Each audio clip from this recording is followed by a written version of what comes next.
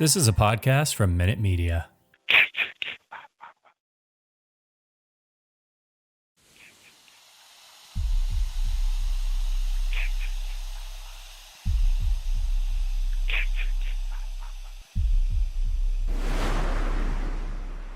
Warning, the following content may contain elements that are not suitable for some audiences. Viewer discretion is advised. Hello, kiddies. This is yours duly, John Kassir, the voice of the Crypt Keeper. And you're listening to Slasher Radio.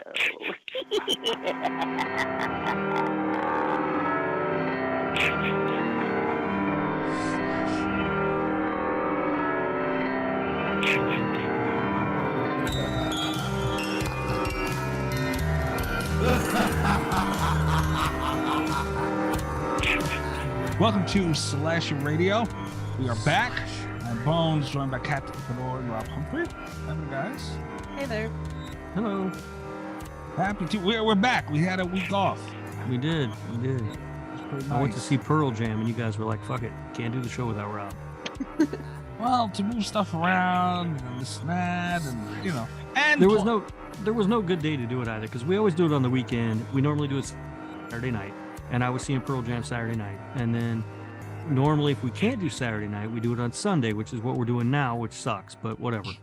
But I was also seeing Pearl Jam on Sunday, so yeah. And plus it was this is our episode 250. That's right. Somewhat of a milestone.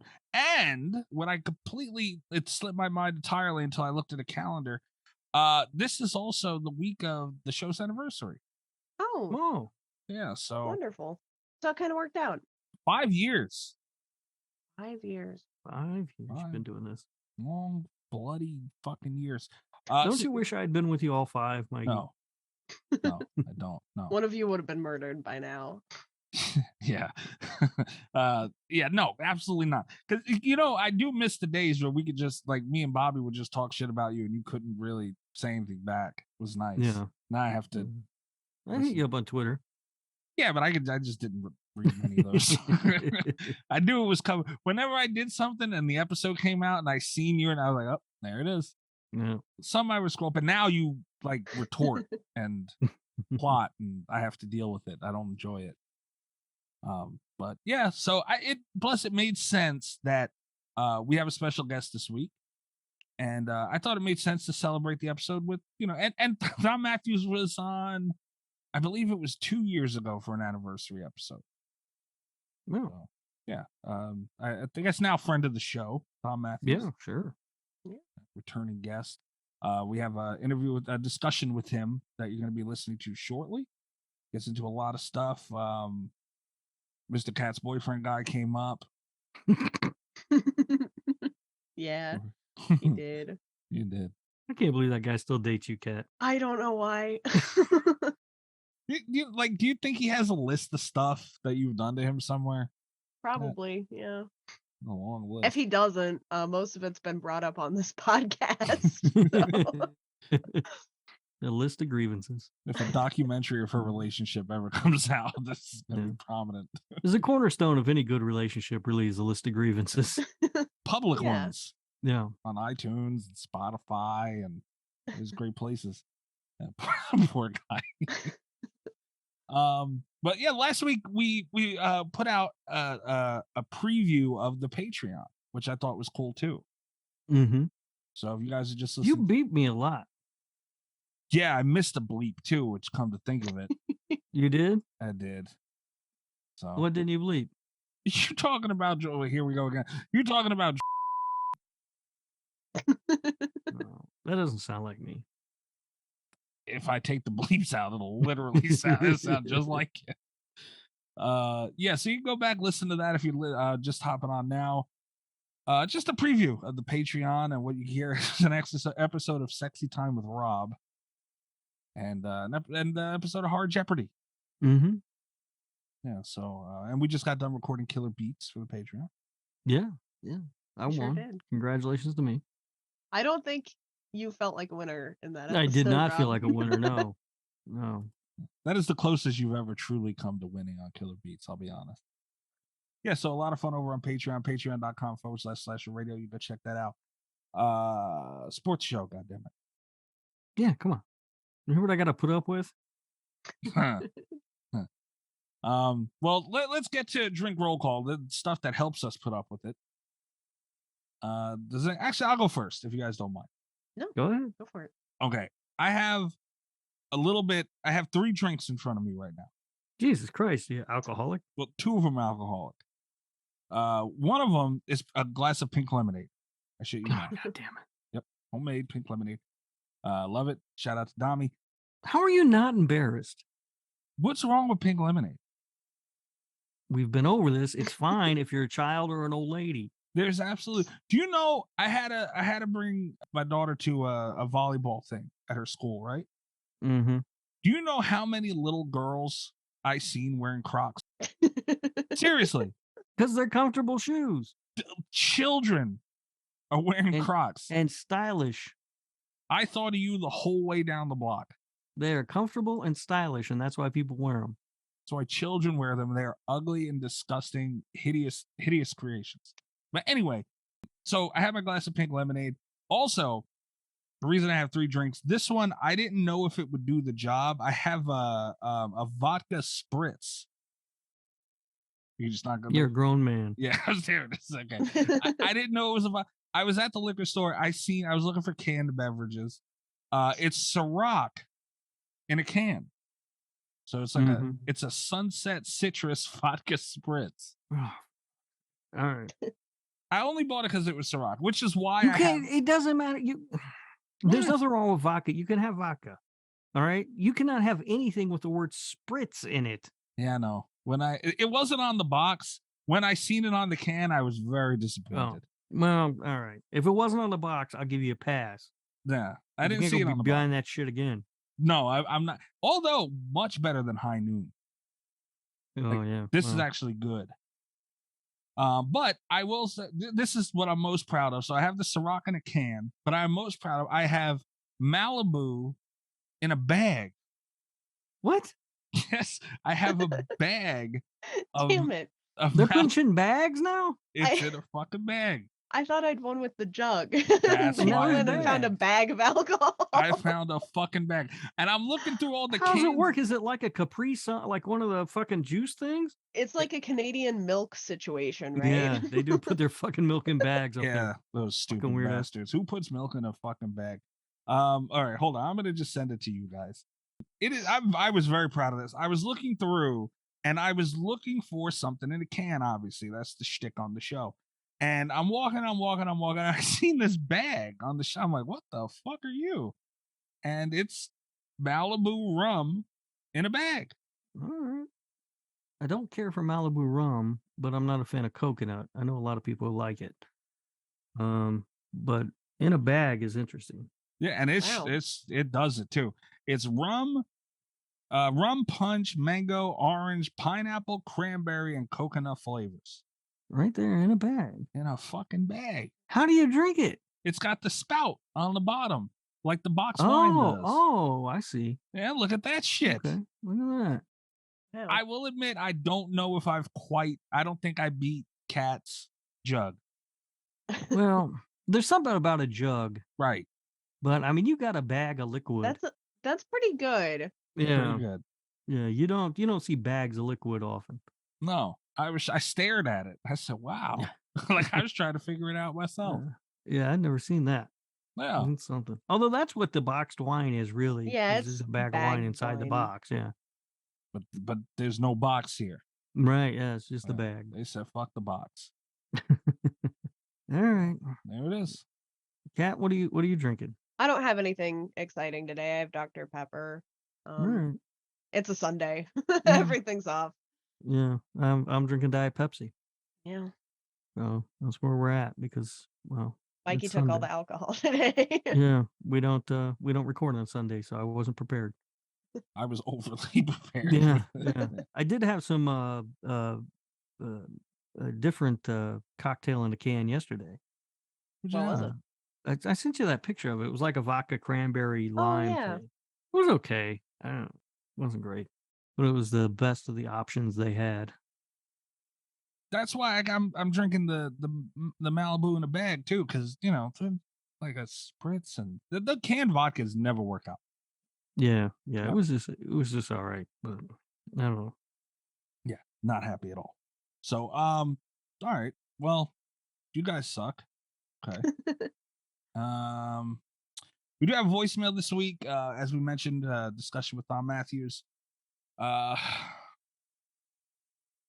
We also have what is it called again? Gabagooley Mystery Corner. Have you gotten any more submissions, or are we still at a stalemate?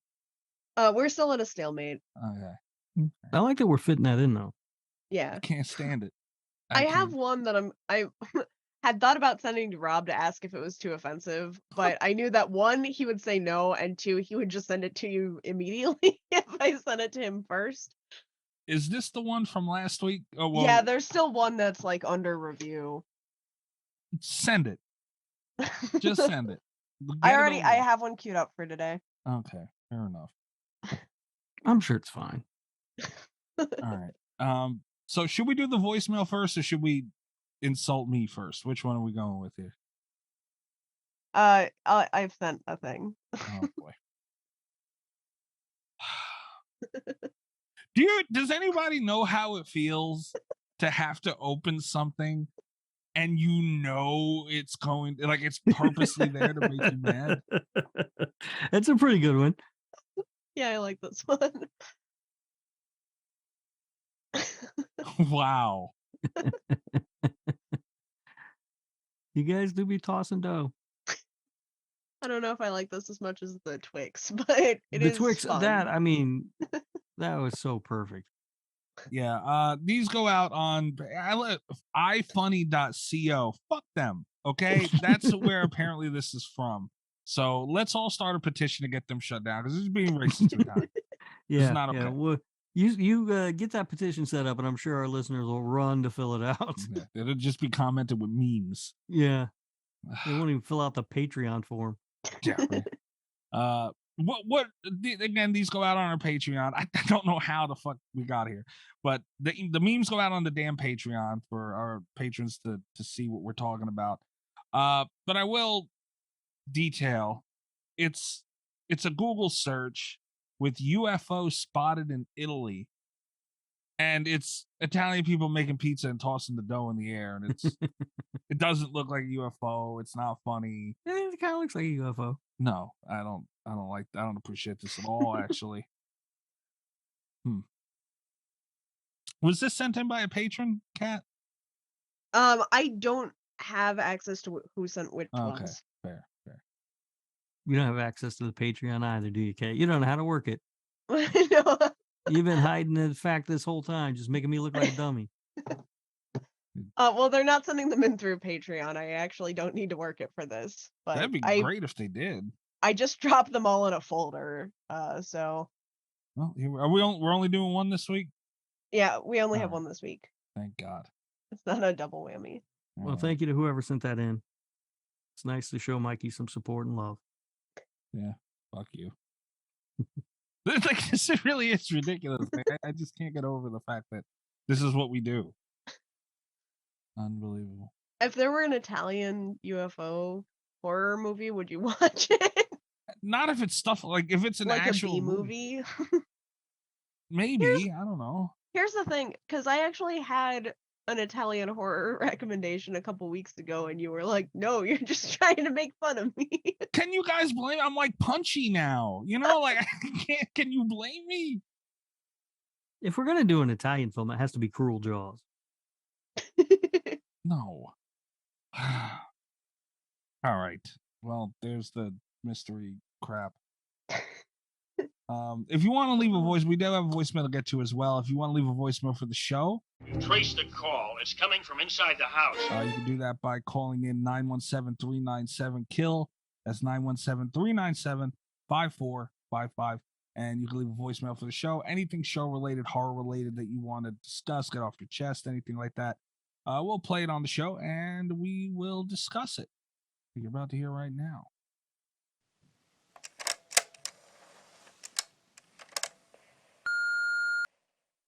Hey, Jinx again, and I was at work the other day, re-listening to one of my favorite episodes of y'all's. It's the Scream 2 episode.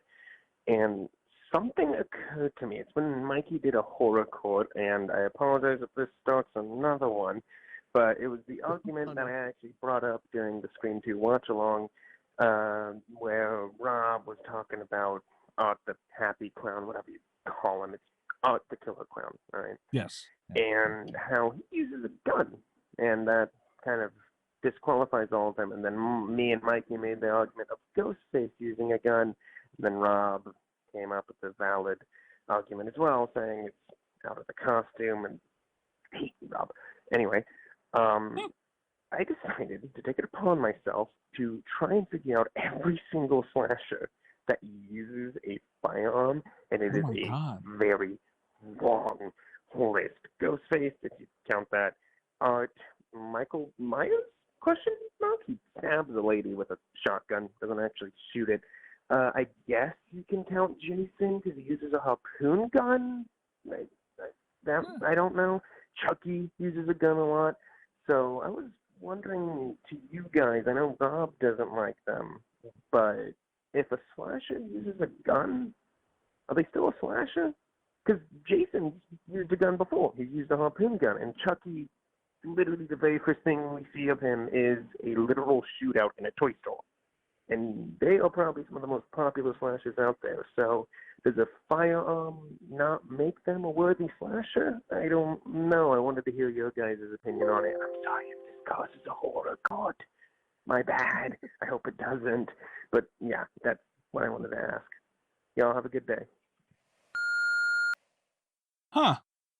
All right, Jinx. First of all, you got to find something better to fill your time with, my man. What is your life? Come on. Secondly, you mentioned it. Michael Myers does use a shotgun, but he doesn't shoot the gun. He stabs somebody with it, which is awesome. A harpoon gun and a regular gun are not the same thing in my mind. That's fair. Right? And a harpoon gun is just fucking cool. And Chucky, we see the shootout at the beginning, but that's not when he's Chucky. That's when he's Charles Lee Ray. But in the graveyard scene in Bride of Chucky, he's holding a gun and he does shoot it. Does he kill someone with it? He shot Tiff. He tried to shoot the chick in the grave. No, it doesn't count. Not the same. Happy the Shooting Clown is a terrible villain. He's not a terrible villain.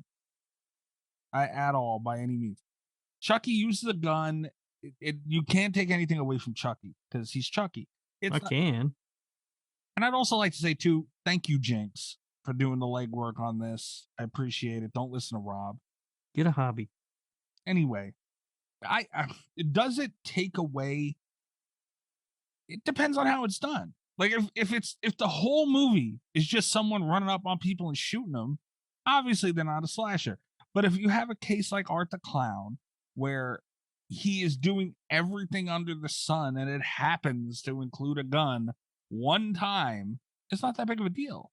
No, it's a huge deal. It's terrible.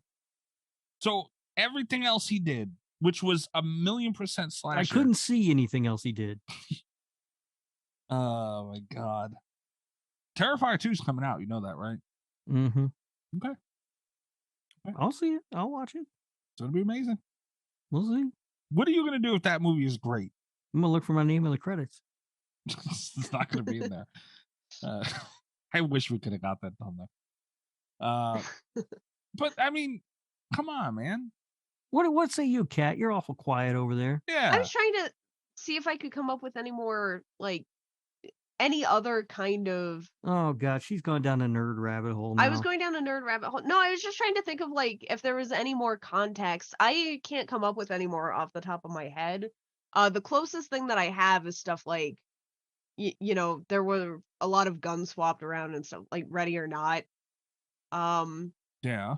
I think, like you said, Mikey, I think it kind of depends on how it's used. It doesn't bother me in Terrifier, and I think it is just because he's using, like, everything that he can use. I think, honestly, this is...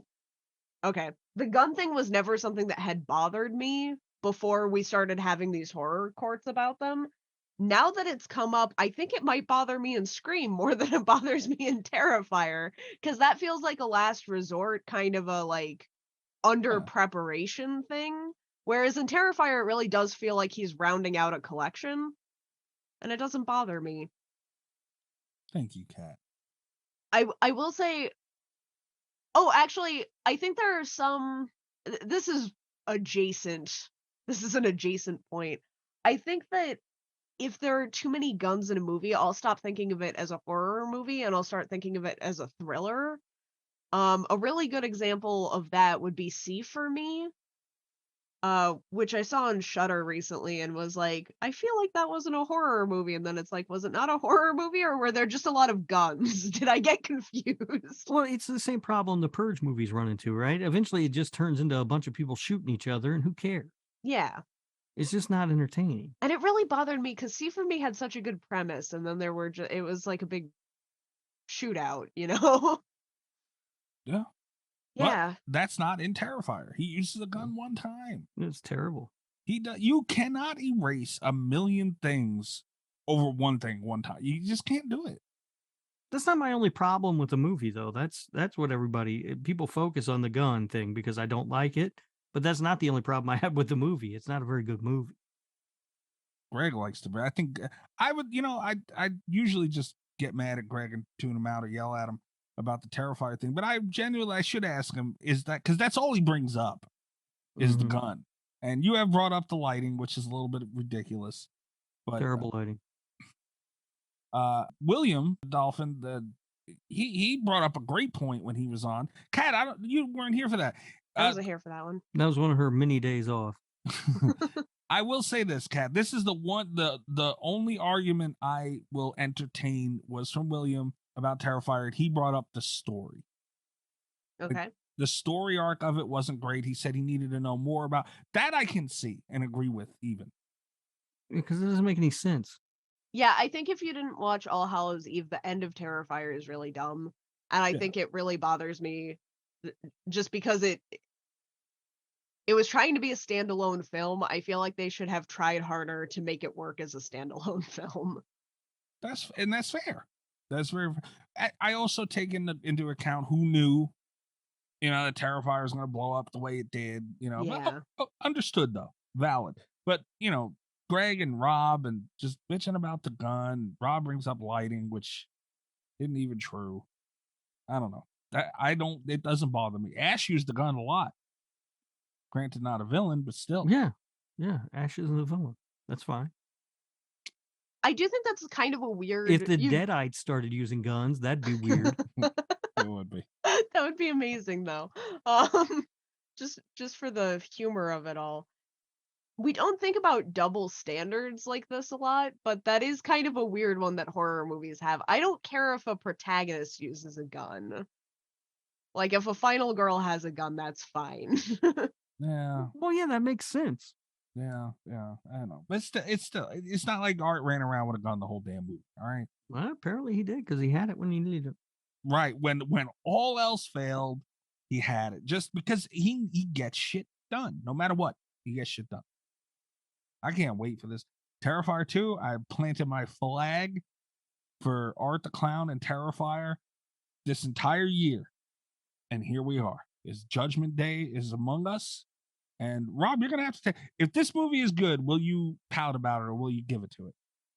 No, I'll give it the credit that it gets, but we'll see. The trailer doesn't look promising. What's wrong with the trailer? I don't know. It just doesn't look very good. We'll see. Yeah, we will. Kat's going to have to be the one because you're going to just say it's bad no matter what. You don't know that. You've taken a pledge to defend Art more, so you have to say it's good. Yeah. It could be the worst movie ever, and you can be like, "Oh man, it was so good." That's not true. That's not. I will give. If it's bad, I will come out and say that it's bad. You have my word.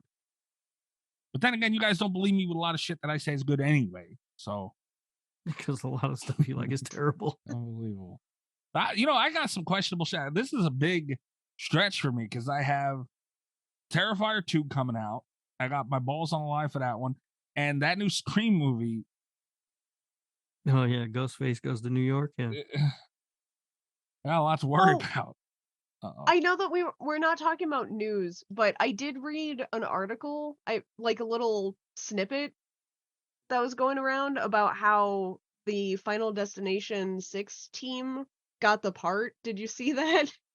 No. What? They faked uh they faked an accident on the live, like on the Zoom call Oh, when they were talking with the producers. that's pretty clever. It was pretty. It sounded. Yeah, they pretended to light the back of the set on fire and they put it out, and then they let they had pre-recorded footage that they looped in of the ceiling fan falling and killing one of them.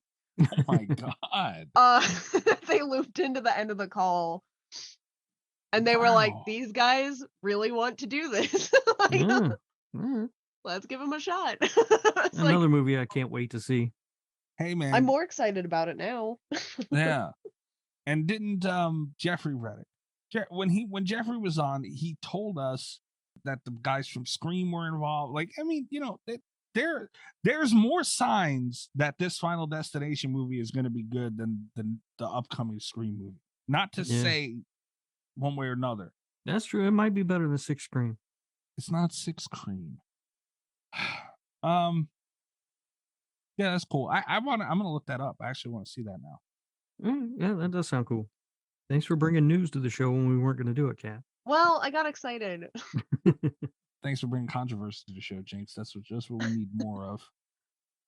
We don't argue enough around here. But no, it's Terrifier 2. When is that coming out? Soon. Right? Yeah, like next week. And it's getting like at least a partial theatrical release, which I'm excited about. I thought so. Hell yeah. Because I remember going, really? They're going to put it in theaters?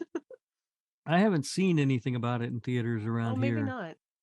And keep in mind, too, one of the producers did I'll tweet look it up. that because it's in theaters, a lot of people are saying it's going to lose its gore. He said it is bloodier and gorier than the first Terrifier, and he said it is the goriest film that has hit theaters in the last 2 decades. Oh, no, it is going to be in theaters here. I'll be able to see it in theaters. There you go. Be able to. Out of all the shit you go and see, Rob, you have to see this. Come on.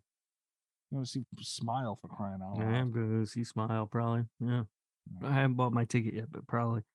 I saw Don't Worry, Darling, and I really liked it. And then I see all the reviews have been terrible.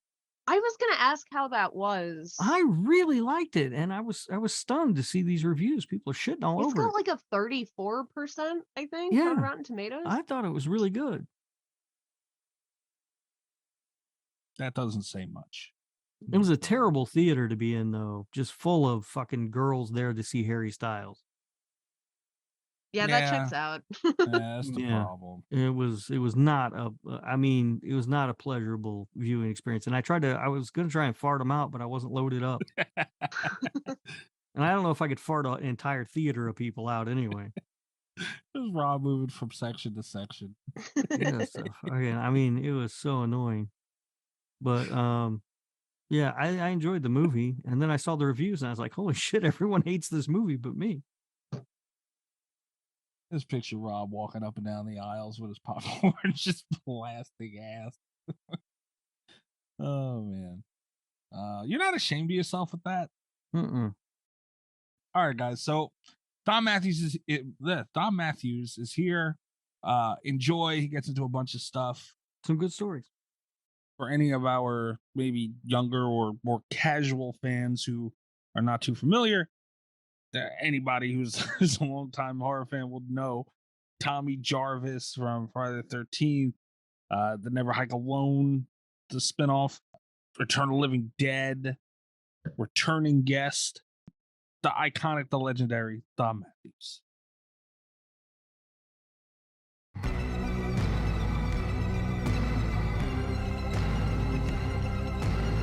What's going on?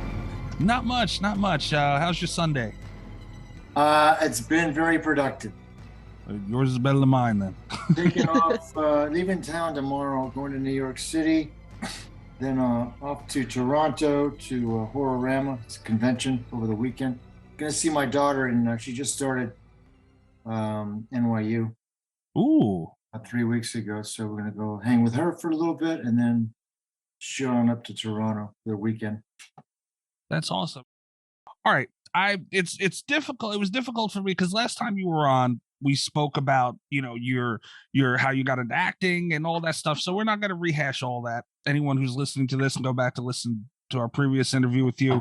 But I wanted to talk about some of the stuff that you have coming up that you're working on. Yeah. Because I'm not gonna lie, I'm very interested to hear not only your thoughts on these projects, but also how you pick a role. Because I'm not gonna lie, I'm looking through some of these movies and everything about them just interests me. And I've never seen somebody who's like, you look through somebody's filmography and all that, and it's stuff is like, well, what the hell are they doing this for? Your roles, like your choices look for these films look awesome. So I wanted to start with the Well, final. let's see what happens in the next 6 months or so. You may be saying something else. Okay. Well, That's exciting. that is exciting. Well, maybe we'll get back to that a little later. We'll try to. Okay. Final Summer. It looks like this is a callback to the Friday the 13th franchise. Absolutely. It's Camp Silver Lake instead of Camp Crystal Lake. Ooh. Okay. So what was your thought process on taking this role? What intrigued you about it, and what's going on?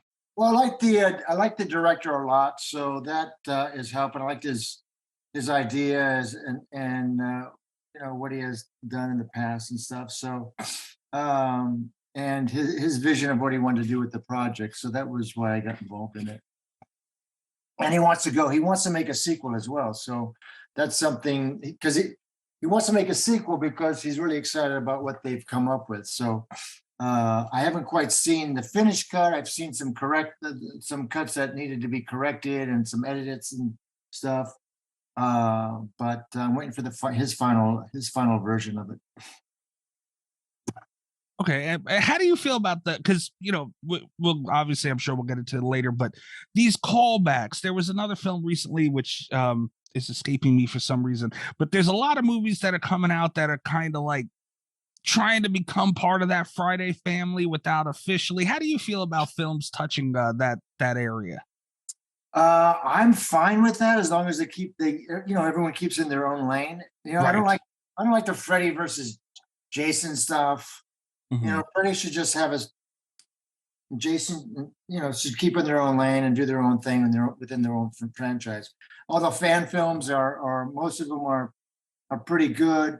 As you know, I'm doing the Never Hike Alone stuff, and then we just shot the teaser for Never Hike Alone 2, which is going to be incredible. That's going to drop in January, Friday the 13th, because that's the first Friday the 13th, and then we're going to shoot principal photography sometime in the spring or summer. So that we got that to look forward to. And like I said, the teaser is the beginning of the movie, so it's pretty cool. There's some nods to Corey in our teaser, so that should be kind of cool. Nice. Yeah, that we're definitely going to touch on because that everybody's talking about. Yeah. Right. And then I think the other one you're talking about is Go Away. Yeah, with Felissa Rose as well. Yeah, Felissa Rose. She is my sister-in-law, my loudmouth sister-in-law who drinks too much at a family event, and then we get some unexpected guests, and they're in for a big surprise when they invade the house. So I'm married to Tuesday Night. She's also in it. It's a new marriage, and there's some family issues. She got the father died, the mother got remarried too soon, according to the kids. So we all kind of come together, and then we get these unexpected guests. Okay, pulling out everybody for great. that A lot of family dynamic, and should be really good. The script is fantastic, and that's where I think it all starts. And also the another one that I noticed was Jammin' Dead. Jam and Dead, yes. That one, it's kids. I have a very small role in that. The main characters are these. It's a horror movie. These main characters, they need to stop and gas up and get some food, and then I'm the guy behind the counter. And then I kind of did more of a caricature. Then they go, oh, these kids are on their way to rent this house, and they got it for a really good deal. Surprisingly, a surprisingly good deal. And if it's too good to be true, it usually is, because a lot of them don't survive. So that makes for a good movie. Are you the guy at the gas station who's like the harbinger in that film, where you tell them not to go there? Yes. Yeah. All right. Perfect. Oh, you read the script? Yeah, exactly. That's kind of an awesome role to be. I was just gonna say that, like, that has to be the most fun to play, right? That's so much fun. Yeah, I did more of a caricature than closer to myself. But it doesn't seem like you do many of those. So is that like, taking on a fun kind of role like that? Is that something you enjoy? Like, obviously acting is its own beast, but being able to just kind of do something like that, because Friday the 13th is a perfect example. The Harbor, that kind of created that whole type of character. Is that fun too? Like, what goes into doing something like that? I mean, it's all fun. I always find the fun in it. And once I sign on, and then the juices start cooking for me, and I think of what I can do to, bring something different to it. I used to work with a director called Al Pune, and did 10 or 11 movies with him, or maybe 12. And it was really fun, because he would just hire me, and then I get the script, and I would just come up with all these creative things. And I think that's why he kept hiring me, because it was always kind of unique characters and things like that. So it's fun for an actor to have that latitude, to be able to create something, that's fun for you and hopefully fun for the audience. And I believe you touched on that last time you were on, and you said having freedom in your role is so important. And yeah, I'd imagine that would be, those are the best type of people to work with, that will allow you to have that range in there. Absolutely. Yeah. The best directors know a little bit about acting. So if you really want your movie to sing and be honest, and you'll get good actors, and you'll let them bring stuff to the table, and the more honest, the better it feels, and the more people can tap into it and feel for the character or hate the character, depending on the role.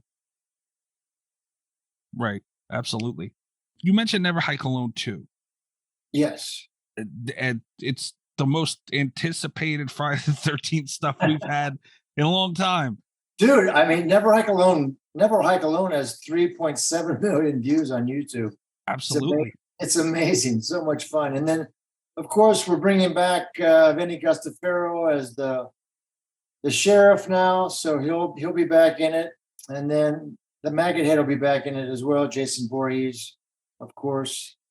And the mother from Never Hike in the Snow is also involved. It's almost a direct continuation of Never Hike Alone. When I jump on the ambulance and bring the kid to the hospital. Right. And it'll also be the first time that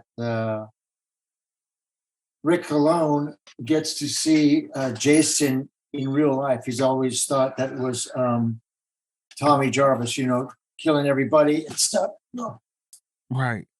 Does it surprise you? Because you mentioning the views, because it's still mind blowing. Because we grew up in a time where it's like fan films were they were fan films, and that's all they were. Yeah, and they weren't very good. It was like you and me going out with our 60 millimeters, and or our cell phones. Or cell phones, which can film now too, by the way. Yeah, later on, but it was. I think we touched on how I got involved in Never Hike Alone, so that was interesting. But fan films weren't great. They were fun, but the production value wasn't great. I think Never Hike Alone has really set the bar really high for fan films to match it. Absolutely. And I feel like that's pretty much where it, I mean, you had gems here and there, but Never Hike Alone was the one that really got the attention, and the production value was there, and it was like a full-fledged movie. Does it ever amaze you how many views that some of these fan films get? I mean, they get more views than some movies.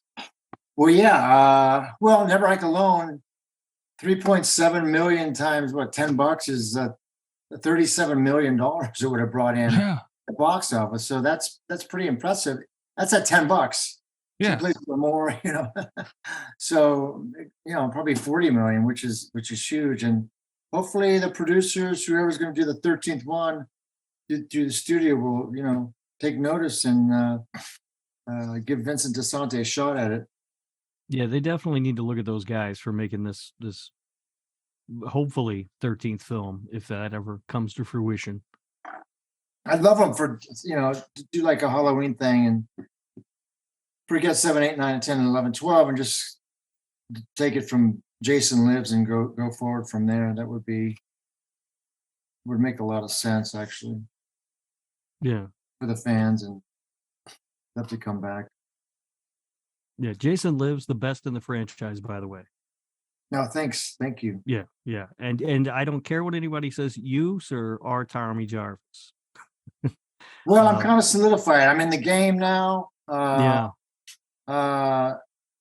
Crossed over to many fan films, Never Hike Alone, and I think I'm not in Vengeance, but I'm all over Vengeance. It's my family. It's right, all that, and then also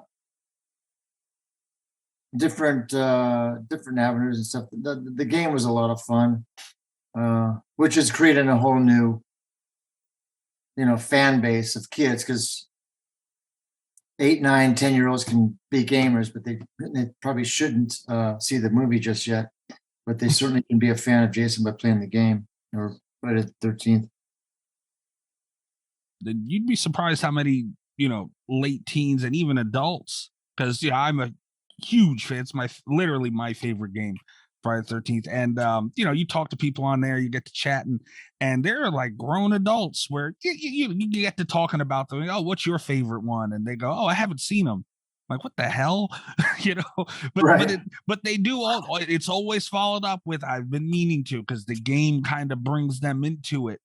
Exactly. And that's what I mean. The kids, if you're a parent and parenting well, you shouldn't let your kids see it until, well, I didn't let mine see it until they're 12, 13 years old, just because of the content. And I didn't want them to have nightmares as well.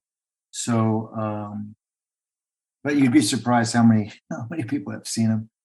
And it's usually when they've seen them younger. It's usually either the babysitter or older brother makes them watch it, or the cousin makes them watch it, to try and scare them. Yeah, that's half the fun of them, though. Yeah. Well, it's been the video game and these fan films that you've been involved with that have kept the franchise alive over all these years as they've been in court. I think you're right. I think you're right. I mean, it showed. I mean, we're hungry for content, and we're just trying to. It created a whole new. Well, there's obviously a need there, so that was part of it. Oh, absolutely. I mean, we're horror fans, so we, so many things come to mind when the genre is brought up. But when you speak with people who are casual or even maybe not horror fans at all, you say horror, they think Jason and that mask. Yeah, absolutely, for sure. Yeah, Kane Hodder gave me a nice compliment. He goes, we never worked together except for in the game, but he said whenever someone thinks of Jason, they think of Tommy Jarvis. So I thought that was generous of them to say. Yeah, and the character that you brought up a good point, and Rob, maybe you could talk to it a little better, because we were having a discussion with all this news and everything that's been quote unquote news that's been coming out about the franchise. Oh, I think it's kind of just the idea that he just laid out, that we would like to see a continuation from like part 6, where they sort of just toss some of the sillier stuff aside. The franchise, if they are going to make this 13th movie, that would be the great way to go, is sort of not completely reboot it, but to pick up where they left with part 6, because that was, such a great movie. And Jason in space is as much fun as Jason X is, by the way. It's a really fun movie. We don't need it. We don't need Jason Goes to Hell or Jason in What? Manhattan. Did you start picking on Jason X because you saw I hopped back No. in? No, that was all pure coincidence, but I'm kind of glad it happened. Dang it. So yeah, that's what I'd like to see. And I'd love to see, Mr. Matthews come back and play Tommy Jarvis, because in my mind, he is Tommy Jarvis. Yeah, and like kind of like you said earlier, Thom, where Halloween did it, and Scream has made its resurrection back into the forefront. It's the even Texas Chainsaw. Let's not spend too much time talking about it, but they tried bringing back the legacy characters the best they could, and we were talking about what Friday the 13th could do to fit the new mold. And the only Kane Hodder could come back and play Jason, that'd be great. But really, if they want to do it right and fit what the mold that these movies are coming back with these legacy characters, Tommy Jarvis would. I would be pissed off at this point, honestly, if he was not involved in anything upcoming. It kind of makes sense. He's still tortured. I think maybe him and Megan, the sheriff's daughter, probably got married at some point, had a couple kids, got divorced because he couldn't get over his nightmares. And just knowing that Jason's out there and not chopped up and sent to the four corners of the universe, I was afraid he's going to be coming back at some point. Yeah. No matter what happens, though, it has to be Tommy Jarvis wearing that iconic jacket, because that thing is awesome. Well, yeah. Do you have one of those? That was my jacket. That's what really? That's what I was hanging out with. Yeah. Oh, wow. Really? My suspenders. Yeah, it was my getup. I even wore in Return of the Living Dead. Someone pointed out that I had suspenders in that as well. So I shot those a year apart. So that I guess I was into suspenders too. Speaking of Return of the Living Dead, there's a semi-famous story going around it. I don't know how true it is that you didn't know you could wear a fake earring, so you actually went and got your ear pierced. Is that just true? the opposite. I knew I could wear it, but okay. The director wish I didn't do that to my body. He said I didn't need to do that. I see. Okay. I was more of a method guy. It helps me get into the role and things like that. Okay. We just did an episode actually on that not that long ago, and I watched it for the first time in a long time. And the one thing that really stood out to me was the chemistry you had with James Karen on screen. The bits with you guys together were just absolutely hilarious. I wish that there was a series of like slapstick comedy starring the two of you, Yeah. What was that relationship like off screen? That was, we did the second one, and we did the second one because it was a huge success in Japan, and they wanted us. They felt pretty much the same way you were just speaking of. We were a big success over there, and when they went to go make the second one, we weren't in it, but the Japanese requested that we be in it if they were going to give money to have the rights to distribute it. So that's why we came back in part 2, because it doesn't make sense at all, because they dropped a nuke on us. And during that movie, we discovered that we were born on the same day. Wow. Yeah, was it. Yeah, so every year after that, we celebrated our birthdays together. And Jimmy was near and dear to my heart, and just great memories during the first one, all the stories, and just him being an actor in New York and on plays and talking to his famous movies to our friends and all the story. And he had, fun stories and I was just wide-eyed. I was just a sponge at that young. I think I was 23, 24 when we filmed Return of the Living Dead, and we spent a lot of time in the makeup chair together, and that's when the stories happened that he would lay down. But so we didn't live too far from each other, about 20 minutes away from each other. So we always shared our birthday together every year after that. And I would have him come over for the holidays. Him and his wife, Alba, would come over for the holidays later on. Oh, I love that. So we were close. Yeah. I was almost afraid to ask that question because I didn't want the answer to be like, oh, I hated that guy. I couldn't stand him. Oh, he was a prick. terrible.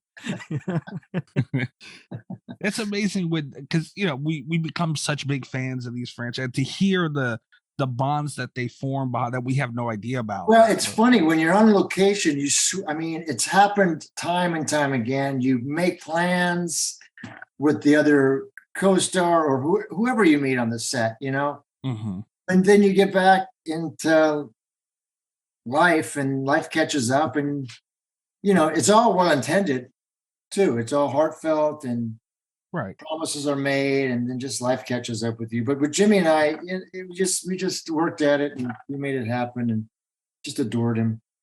Is there, can you, because you mentioned all the stories, is there anything that sticks out to you that you could share with us that, just something that? He was really good friends with Jason Robards, and Jason was doing a play in New York, and Jimmy was hanging out, and he must have seen the play, 5-10 times. And Marilyn Monroe was in the play. She was in the first act and the fourth act. I forget the name of the play. I could probably look it up and find it. But Jimmy got thirsty, and of course the bar was in Jason's room, so he went into his dressing room and to make himself a drink, and in there was Marilyn Monroe and the President of the United States at the time, JFK. Mm. And they were getting busy. Oh my God. Jimmy walked in on him. Damn. He apologized and walked right back out. And then the reason he told me that he had this lighter, it said JFK on it. Those are his initials too. Jimmy Cairns' initials are JFK, and those were also the president initials. And that lighter he was received by him from the president as an apology for them not locking the door. That's incredible. Wow. Yeah. That was probably the best one. that is incredible. Wow. Usually the apology would go the other way around, though. That's a pretty sweet deal. Wow. No, I asked Jimmy. I said, he was getting on in age. He was 94 when he passed, and it's about 4 years ago now. And I said, "What's it like getting older? I mean, what do you?" He says it's all about routine. I said, "Yeah, go on." He says, "Yeah, you got to have your routine." He says at 7:10 in the morning, I take a leak. At 7:20, I have a bowel movement, and at 7:30, I get up out of bed. I go through a lot of sheets. You gotta have consistency. That is hysterical. That's great. Speaking of things that are hysterical, we have at like most horror content, we have fun with ranking things and all these things, but I wanted to get your thoughts on this since you're one of the utmost I guess you call experts on the Friday the 13th franchise, Thom. Kat here, her boyfriend is not a horror fan at all. Yeah. And she is introducing all these movies to him for the first time ever. And Kat, we wanted to get your thoughts on his ranking of some of these movies. Kat, would you be able to, I forget what they were. Yeah, let me see if I can pull those up real quick. I will say he's a big Tommy Jarvis fan. Okay. That's like his favorite ongoing arc. Okay, good. Although he's coming around on Jason X, where all right. So Friday the 13th ranking. All right. So we have seen, why do I only have 9 slots? There are 10 movies. What is going on here? So you guys have rated them. Yeah, these two made me rank them last year. We all ranked them together. Got it. And then I took my boyfriend's rankings because I knew that he was I knew it was gonna make them mad. Okay, so number 1 is 6. And then nice. 2, 1, 4, 8, 5, 9, 7, 3. 3 fell dead last, which really irritates these two. It's the lower end that ball. The top half. He's not that far off on the top half, but that lower. But Thom, to have 3 as the lowest, it just has always blown my mind. I can't get over it. How do you like? What are your thoughts on those bottom 3? Well, honestly, it's been a while since I saw them, and the last time I saw all of them, I saw them chronologically after I got part 6. Okay. So I went through 1 through 5 and was terrified to do 6 after I saw 5. Why is that?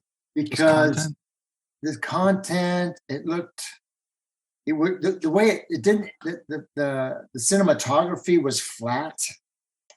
The story was not great. I like John fine. John did a great job for what the role called for. But it looked like a porno. And then I have to understand that, in fact, the director he did direct porn at some point in his life. So it terrified me. And then I talked to Tom McLaughlin, our director of 6, and he kind of, set it straight. So that was, I think 4 should probably be up there a little bit more. And honestly, I don't remember. I remember 1 was fantastic. 2 was with Steve Dash, I believe. I believe so. Yeah, the sackhead. Yeah. Who I had the honor of sitting next to before he passed at a convention. Our tables were side by side, so I really got to know him that day. And really special guy. He just, no bells and whistles, man. He just told it like it was, and very blunt and very honest. And I appreciated that from him. Which one's Jason Goes to Hell? Because that one should be at the bottom. Yes. It's third from the bottom. It's third. It's ridiculous. He liked it more than 3. I was and he liked it watching. more I was than watching 7. Jason Goes to Hell, and I was freaking yelling at the TV. I couldn't, and I forced myself to watch it, the whole thing. And the whole time I was like, "Are you freaking kidding me?" It just was so bad. That was the one when the 3 of us did our rankings together, that came bottom of the list, not just for Across Friday the board? 13th, but across Yeah. the board, yeah. And then her boyfriend comes along, Thom. And it's just like, what are you doing? And 7 was worse. 3 was worse. Wow. Yeah, I haven't seen I haven't seen a lot of the later ones, so I just happened to, I was scrolling through the cable channels and there was Jason Goes to Hell, sorry, and it came on, so I watched it. But it was bad, painful. I saw Jason Goes to Hell in theaters, and I was so mad. Yeah, because the first 10 minutes start. You could have got your money back if you would have went. Yeah, the first 10 minutes starts off like it's going to be a really good Friday the 13th movie, and I'm in. And then it just takes that left-hand turn out of nowhere. And it's just another, 80 minutes of awful. Yeah, it was the worst. They didn't even spell Voorhees right on the mailbox. They didn't. Not for nothing. I think even the bad ones, it's kind of like we wouldn't have it any other way looking back at it. Like it kind of. Look, if it wasn't for the bad ones, you wouldn't appreciate the good ones, right? Well, that's right. That's like with anything in life. Yeah. And you mentioned Tom McLaughlin, the director of Part 6, and we talked about the Never Hike Alone guys and giving them a shot with the 13th movie. If they don't go that way, I'd love to see them bring him back. Well, he's got a script, and it takes place. He does, and he told me about it. And Tommy Jarvis is not in it. It takes place in 1990. And then it happens on the other side of the lake where there's another campground at Camp Crystal Lake, but on the other side of the lake, and it's female heavy, he said. So there might be, I don't know, I wouldn't even know, but a lot less guys. Yeah. He really, I mean, with part 6, he really nails the mixture of everything I want in a Friday the 13th movie. Of just, he gets the mixture of the fun and scary all together at once. It's really a great film. Yeah, no, he's a big horror fan. He loved all the Universal horror movies, and he's got all the nods from with the lightning bolt was from Frankenstein, and we've got the in the phone booth scene where I'm calling the sheriff's daughter, the Karloff supermarket's behind me, the little market. So he has all these little Easter eggs playing all over the place because he's a big horror fan. And that's what the new movies are all about too. Yeah. The callbacks, because that's where it all was born. Vincent DeSante too he's an encyclopedia. Now he knows everything. He when he was a kid, he lived by a lake in the forest. So, he grew up with loving part 6, and I always thought Jason was going to come up out of the water and go into the forest and stuff like that. So that was his upbringing, basically. And it's amazing that he and I got together at all. It's just from his passion and how I got involved in Never Hike Alone to begin with. To do a fan film? Are you kidding me? That's like insulting. It used to be. It used to be. So when I did it, I was like, I told the executive producer, because we're having dinner. So that's a long story, but he said, I'm doing a fan film because you want to do would you like to be in it? I'm thinking, sure, never. So I said, yeah, send me the script. He goes, no, they've already shot half of it. And they had shot the first half, and they did it chronologically for some reason, because you never do that when you're filming, but they would go up there on the weekends and just shut it all in order. So I was able to see the first half of the movie, and it was fantastic. It looked like a full-blown studio movie. I said, I'd love to be. And the kid was great in it. The lead guy was very topical. The guy had a GoPro and raiding hiking trails, and it was just very current. And I thought it was a great idea, and it was filmed beautifully. So I got involved. That's awesome. That's awesome, Mr. Matthews. You've been very great. We're very grateful for your time that you have given us. I did want to I asked you this last time you were on, and the saddest part is it's been, I think, like 2 years now since something like that. And I'm going to ask you this question again, and there hasn't been a little bit of movement, but oh, hang on one sec, just to solidify my Tommy Jarvis, me being Tommy Jarvis, I have a letter here from AARP, and it's made out to Tommy Jarvis and my address. Really? Oh my God. It's my address and Tommy Jarvis. Wow. I have a name Working at the AARP office, huh? Yeah. So that's pretty funny. That is hysterical. That's something you should like frame that or I something. I keep getting them too. I have 3 of them sitting here. Tommy Jarvis and my address. So that's pretty funny. That is hysterical. If anybody needs a definitive answer to that question, Tommy Jarvis. He's officially retired, apparently. Yeah. Hopefully not, though. You can get discounts now on stuff. Yeah, like car insurance and all Car that. insurance. If you need a tow, call Tommy Jarvis. There you go. But my question to you was, with the current situation of the franchise, which, like I was saying, it hasn't really changed.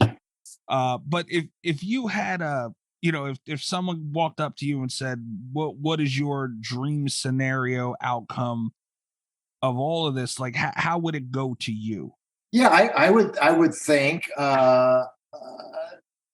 Tommy is still in he's in the woods. He's been prepping, he's been waiting, until he dies, he's going to be tormented by Jason, unless he blows up his body somehow, or there's a definitive way where he's destroyed somehow, some way. And even then he may not, be resolved in his soul about Jason. But I think he's been around the lake. He's keeping his eye on the town.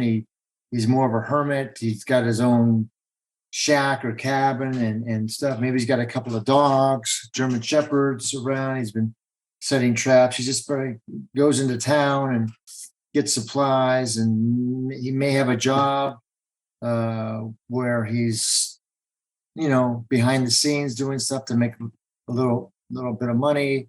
He could even be selling weed. Who knows? To make some scratch. He has his own dispensary now. Yeah, he just drops it off. He's got his own, he's working the field, working the land. I'd buy the Tommy Jarvis strain. Yeah. I would. That'd be a pretty good idea. Friday the 13th strain. I would exclusively. We might need to copyright that. Yeah, it'll make you hallucinate. You'll see Jason. Oh, no, I don't want that. That's too far. Exactly. So I see him still being tortured and having nightmares and stuff like that, and being more of a loner because he's just keeping an eye on the lake because Jason's still underneath there, and something can happen. Someone sent me a script, and it's a great idea because of global warming. You guys are going to love this. Because of global warming, Crystal Lake the water's dropping. The water's dropping. Ooh. So we do a drone shot, and you see the crown of Jason underneath the water, just kind of bobbing. That's how much the water has gone down. Well, that does sound cool. Drone shot. And then a storm comes in, and a lightning bolt hits him on the top of the head and brings him back to life. Yeah, I'd like that. I'd watch that.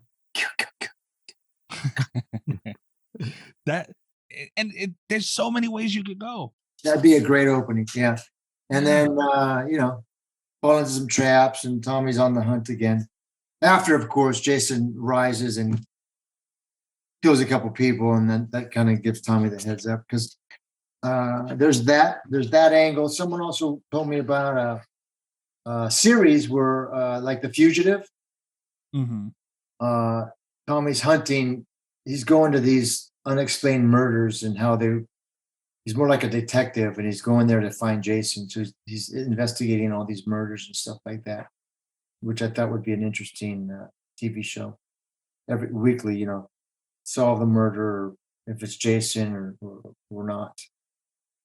Yeah. I mean, we see the rise of these Hellraisers coming to a series, Child's Play, all that stuff. There's room for any. We just want content, like we were talking about earlier. We want something. Yeah. That all sounds so good. We're gonna have it with Friday the 13th in January, a little teaser, and then a little Never Hike Alone, and then there's other fan films coming out as well.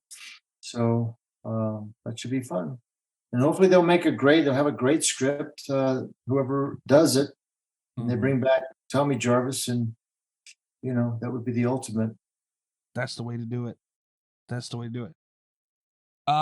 Matthew, I have one more question for you, and it's somewhat ridiculous, but you brought up the game earlier, and there's been a pocket of fans who, for some reason, this has taken off in a small light, but a lot of people. There's a line from Tommy Jarvis in the game, and I don't even know if it's so much of a line as like I'm going to try my best to recreate it. And people want to know if it was you making the sound or if this is something that was taken from somewhere else, ad-libbed, whatever. But there's a sound that is along the lines of like an "ike," and people have just taken to that. Yeah, that was me. That was you. So that was you. I did when I went in to do the game. They had my character on the screen, which that's a whole nother conversation about how we ended up with that likeness of me. The first one they sent me, because I had photo approval. The first one they sent me was dark hair, 5 o'clock shadow, and it might looked like I needed a shave.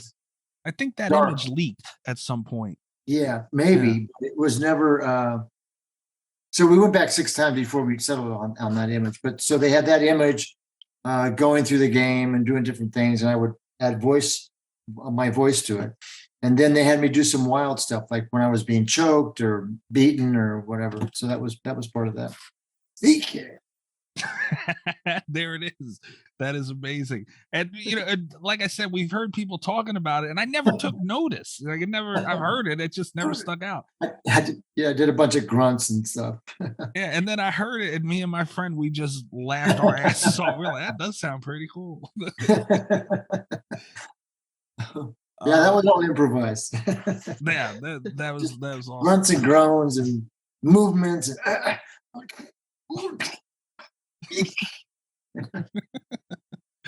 That is amazing. Rob, did you say you had something in closing for Mr. Yeah, Matthews? just we mentioned conventions came up earlier, and Yeah, doing a lot of them. have you noticed that they've been super crowded since they've picked back up? Because I went to Horror Hound in Cincinnati back in March, and I mean that place was just packed. Have you noticed that everywhere? I have. I was doing them towards it was a gray area whether COVID was still people were wearing masks like a year ago, and they were keeping their distance, and that was fine. Never had any issues as far as getting COVID at a show because of but it was definitely less people there, less fans there. Right. And now it's just like coming back with a vengeance. I'm doing 5 in October coming up, so that should be fun. And I'm already scheduling stuff for next year. So yeah, people want to get out, say hi, and talk to everybody. Yeah, well, I mean, it makes it. I mean, it's nice because there, plenty of people around and plenty of people to talk to and stuff. But Yeah, I just noticed there were so many people. I mean, Yeah. many more than I was used to. yeah. So I was thinking, I did one at Crypticon in Minneapolis recently, and I sat next to a vendor, and he makes these masks, these silicone masks. And CJ's always doing photo ops and costume photo ops. So I thought, wouldn't it be cool if the guy made me a mask of Freddy in Return of the Living Dead, full zombie, as a photo op? Yeah. Just put that thing on, get my jacket on, and do a photo op that way. I thought that would be pretty cool. The things aren't cheap because they're custom made, but Right. I think it'd be really cool to offer that, have that. But yeah, got a bunch going on. Got Horrorama this weekend. No, next weekend. The following weekend in Toronto. Then Scarefest in Lexington, Kentucky on October 21st and 23rd. And then heading up to Toronto, back to Toronto, because Horrorama's in Toronto. And I got another one in Toronto, October 28th, 29th. Frightmare at the Falls. And then I leave there Sunday morning, go down to San Antonio, Texas at Retro Rebel Fest. And that's on Sunday, October 30th. So that's 2 in 1 weekend. And I could make it. So that'd be busy month. But it's fun. It's great to see everybody, all the fans. It's just amazing, talking to everybody at the shows and stuff. And just the support, and it's just amazing the legs that these movies have had, particularly Friday Part 6 and Return of the Living Dead, and they still hold up, and I think they'll stand the test of time, obviously. So, Yeah. Return of the Living Dead just got remastered recently. Yeah, correct. Yeah. Yeah, I'm looking forward to getting that. Yeah. That in 4K would be. I can't wait. Yeah. Yeah. Mr. Matthews, thank you so much for your time today. Is there anywhere that that's centralized where they can see where you're going on these? I'm on Facebook. I have a fan page on Facebook. I usually post stuff there. And then if you can't get out to a convention, I have THOMMATHEWS.com is where I have all my horror picture photographs and things that I usually bring to the shows that are offered there for people who don't want to travel or can't travel, or are in a different country or whatever. I've sent stuff to Brazil and Argentina and Philippines and all over the world from the site. So it's been helpful. But that's about it. Yeah. Do you ever get people to ask you to sign weird stuff when you're doing the convention? I did. I had one guy, he had me sign his arm. His arm? Yeah. And it got slow at my table. So I try to go around and I try to check out all the vendors and, help them out and buy some stuff or whatever. And then I was walking by and there was that guy. He was getting my signature tattooed on his arm. So that was kind of. Oh, yeah. Well, that makes sense because you sign his arm, it's just going to wash off. But if he gets it tattooed, that's right. So that was that. I signed breasts for free. As I would too. But that's probably the most interesting thing I've signed. And I've shown my movie star friends. I said, "But you don't have one of these because." The horror fans are the best. You never know what you'll get. That's right. Like a bag of chocolates. All right, guys. Well, thank you. Thanks a lot. You. No, thank you. And we'll talk soon. Keep an eye out for Friday, January 13th for the dropping of Never Like Alone 2's teaser. Yeah. And then in 2023, Final Summer and also Final Summer and Go Away. It should be coming out about the same time, I guess. Right. And maybe when I'll reach out and, check availability. Maybe we could talk after they come out when you that'd be great. Get into Love it. That sounds great. Perfect. Have a great day, sir. Thank you very much. Thank you, guys. Have fun. Bye-bye.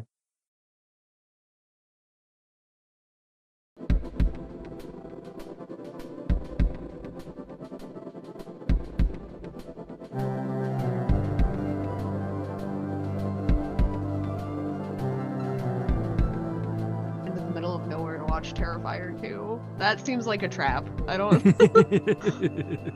You show up and it's just some boarded up old house, and they're like, "Yeah, come in." A clown with a horn outside. Yeah. Leave your cell phone. You're like Haunt. Oh no.